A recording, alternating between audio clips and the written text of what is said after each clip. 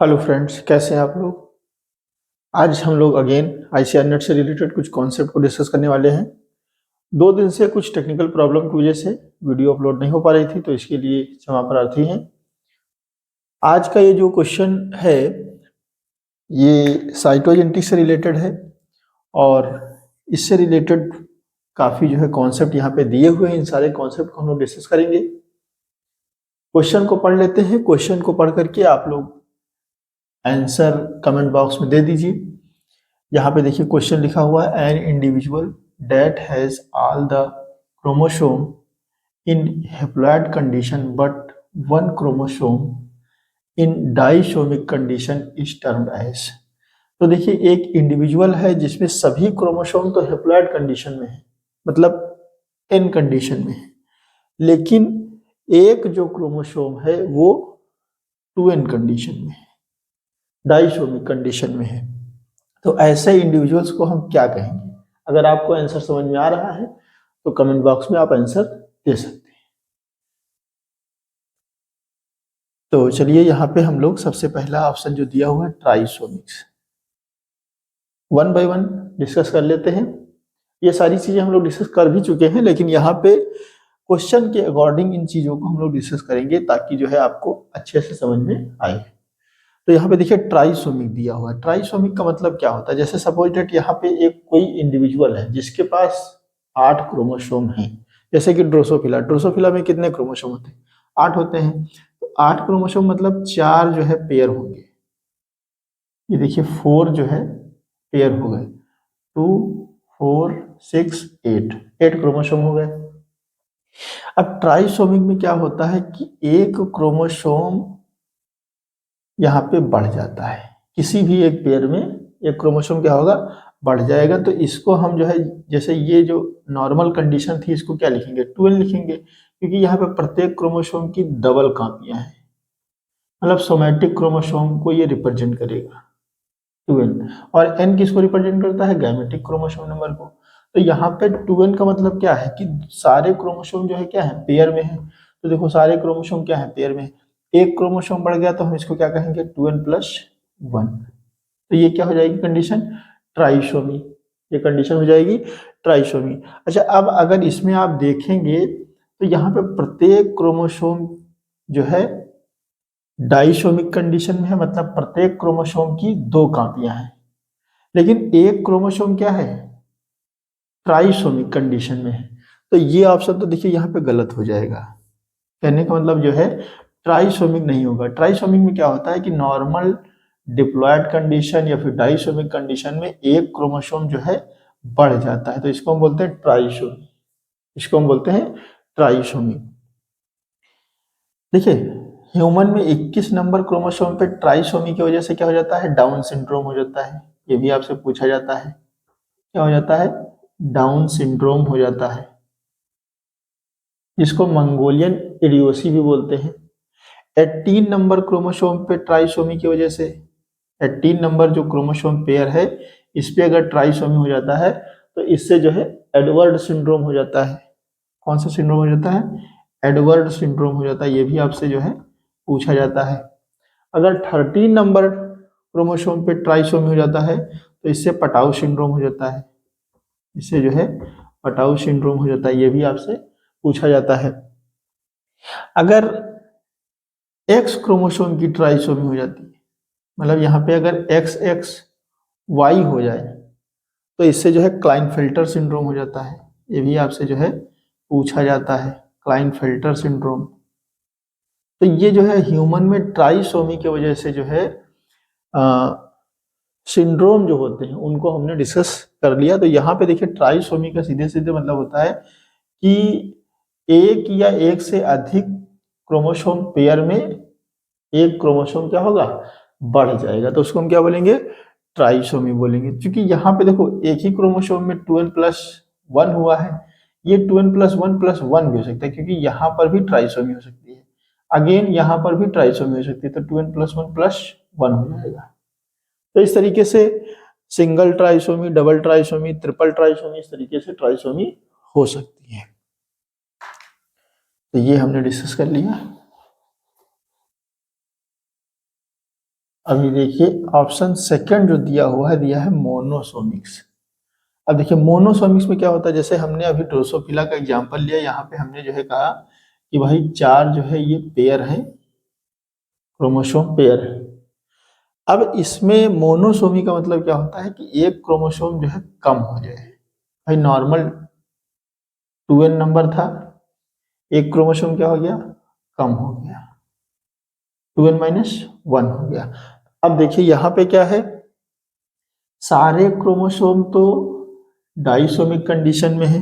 जैसे यहाँ पे क्या दे रहा है, सारे क्रोमोसोम जो है किस में है, हैप्लॉइड कंडीशन में है, लेकिन एक क्रोमोसोम किस में है, डाइसोमिक कंडीशन में। जबकि इसका जस्ट अपोजिट यहाँ पे है, सारे क्रोमोसोम तो डाइसोमिक कंडीशन में है, लेकिन एक क्रोमोसोम मोनोसोमिक कंडीशन में है। तो इसको जो है हम लोग यहाँ पे ये नहीं कहेंगे, है नहीं, यहाँ पे ये गलत हो जाएगा। यहाँ पे सारे क्रोमोसोम तो डाइसोमिक कंडीशन में, लेकिन एक क्रोमोसोम जो है हैप्लॉइड कंडीशन में है, तो ये जो है ऑप्शन यहाँ पे गलत हो जाएगा। मोनोसोमी का मतलब होता है कि एक या एक से अधिक क्रोमोसोम पेयर से एक क्रोमोसोम का हट जाना, कम हो जाना। जैसे यहाँ पे 2n माइनस 1 हुआ है, यहाँ से भी हट जाए तो इसको हम क्या बोलेंगे, 2n माइनस 1 माइनस 1, यहाँ से भी हट जाए तो 2n माइनस 1 माइनस 1।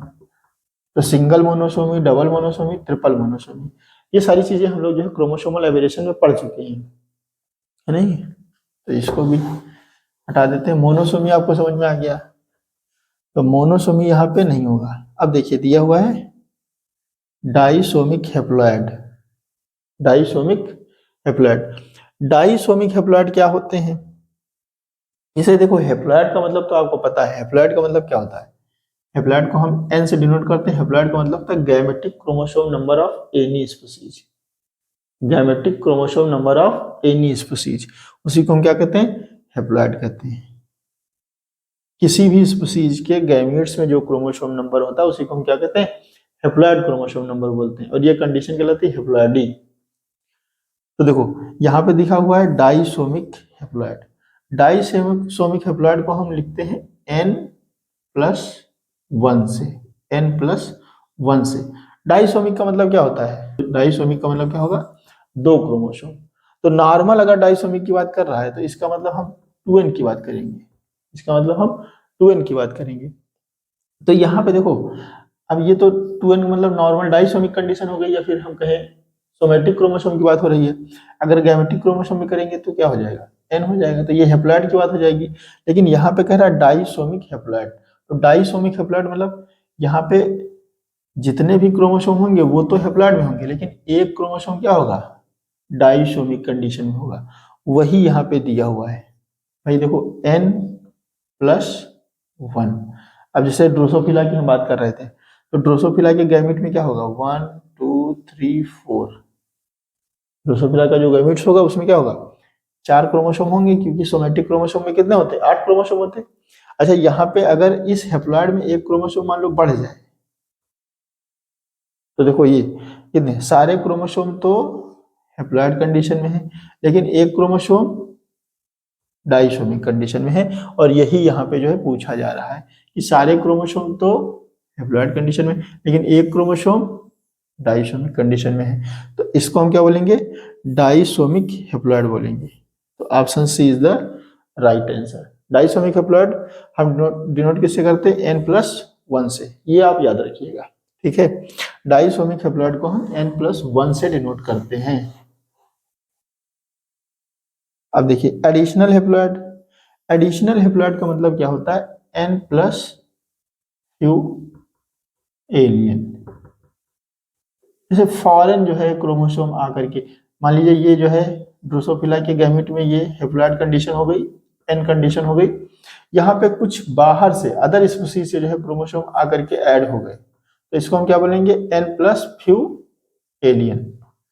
तो इस तरीके से इसको डिनोट करते हैं, किसको, एडिशनल हेप्लॉइड को। नल्लीसोमिक हेप्लॉइड को कैसे डिनोट करेंगे, नल्लीसोमिक हेप्लॉइड को हम डिनोट करते हैं n-1 से, क्योंकि नल्लीसोमिक को कैसे डिनोट करते हैं, 2n-2 से। तो नल्लीसोमिक हेप्लॉइड को कैसे डिनोट करेंगे, n-1 से, n-1 से। तो यहाँ पे नॉर्मल हेप्लॉइड कंडीशन से, जैसे ये ये जैसे ड्रोसोफिला में हैप्लॉइड कंडीशन में 4 क्रोमोसोम थे, तो यहाँ से सपोज दैट 1 क्रोमोसोम जो है डिलीट हो गया, तो इसको हम किससे डिनोट करेंगे, n-1 से, तो नलीसोमिक हैप्लॉइड हो जाएगा। तो यहाँ पे देखो डी भी गलत और ई भी गलत। अब क्या है, सब्स्टिट्यूशन हैप्लॉइड। सब्स्टिट्यूशन हैप्लॉइड का मतलब क्या होता है, सब्स्टिट्यूशन हैप्लॉइड में एक क्रोमोसोम कम होगा और उसके स्थान पे दूसरा क्रोमोसोम ऐड हो जाएगा, तो इसको हम डिनोट करते हैं n-1+1। समझ गए। इसका फार्मूला जो है ये आप लोग जरूर याद रखिएगा।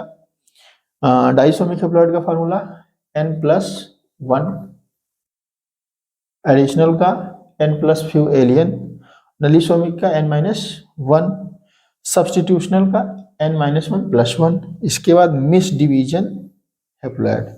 मिस डिवीजन हैप्लॉइड का मतलब क्या होता है, यहाँ पे n प्लस आइसो क्रोमोसोम हो जाएगा या फिर टीलो क्रोमोसोम हो जाएगा, टीलोसेंट्रिक क्रोमोसोम हो जाएगा, टीलोसेंट्रिक क्रोमोसोम हो जाएगा। नॉर्मल जो है हैप्लॉइड कंडीशन रहेंगे, सारे क्रोमोसोम जो होंगे नॉर्मल हैप्लॉइड कंडीशन में होंगे।